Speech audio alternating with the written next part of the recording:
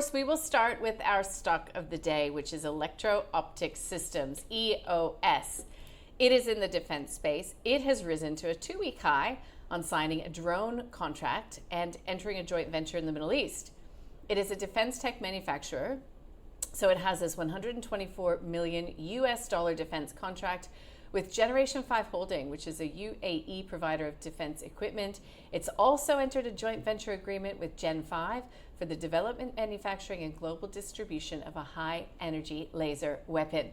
So let's get a view from our expert guest, starting with you on this one, Luke, because EOS has been, one of those stories that has been so caught up in this whole defense thematic. It has done so well, but there's always a lot of skepticism as to whether these contracts will, result in all of the promise. Like, where are the dollars? Where are they actually going to? They've made a big acquisition as well to get into that European market. Do you like the stock? Look, we don't own the stock, certainly in the right thematic, Nadine. I mean, defence spending, like it or not, and however you want to get exposure to it, it is a thematic across global markets that will be strong over the next few years simply because of the weight of dollars, coming from these government contracts. EOS, you're right, very divisive stock, one of those real battleground stocks where the bulls and bears can both point to a lot of different things at any one point in time.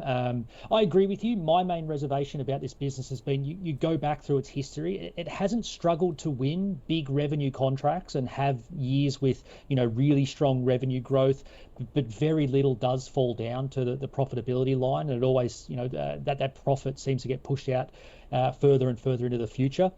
And even I noted that, on the research, coming through before when we got it for stock of the day, they lost $80 million last year. Now, they're forecast this year to more than double revenues. There's a fair chance that, you can turn that $80 million loss into some profitability this year. Can it support a nearly $2.1 billion market cap as we sit here today? That's where I think it starts to get a bit trickier. But to be fair to them, if you win contracts like this, then you certainly go a long way to doing that. So, this one contract alone today is nearly 2/3 of the revenue that they'll report this year, due to come through in 27 and 28. Clearly, they're aligned close with this Gen 5, Gen V mob out of the UAE. They took some of the recent placement that EOS did, so they're a shareholder in EOS. They've now got the joint venture. They've purchased this large order for the drone slinger module as well. So EOS in the right space. I'll say a hold for the program, Nadine, just because it's one of those ones. I'm sort of coming to it, again on some short research. I know it's one of those real battleground stocks.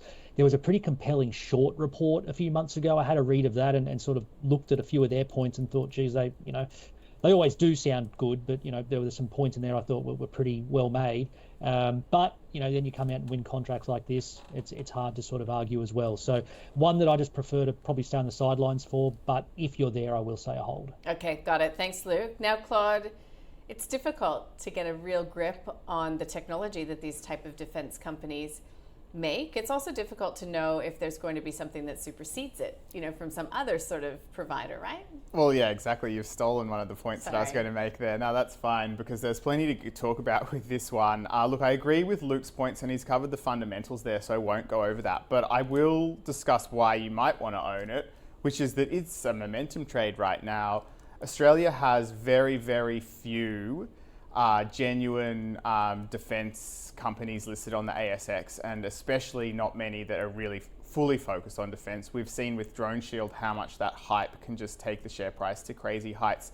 Now, both of these companies are definitely in the right spot thematically, because drone warfare is the new reality in any active war now. Like, really, a lot of the technology a lot of the countries have is a little outdated now. It's far too expensive. You need cheap ways to shoot down drones.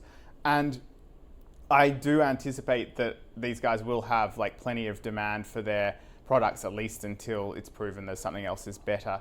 So, I think Australia should be pumping this out, the Bushmasters, and their main system is built for Bushmasters. They were actually useful in Ukraine, the Bushmasters. So, essentially, I think it's got a great thematic trade. So if you're a momentum trader, I wouldn't be getting off anytime soon, because, not until the sentiment changes. However, as a fundamental investor myself, someone who really does want to have a valuation backed by my estimates of future free cash flow, this one's too hard to predict for me, and the valuation's just too high already.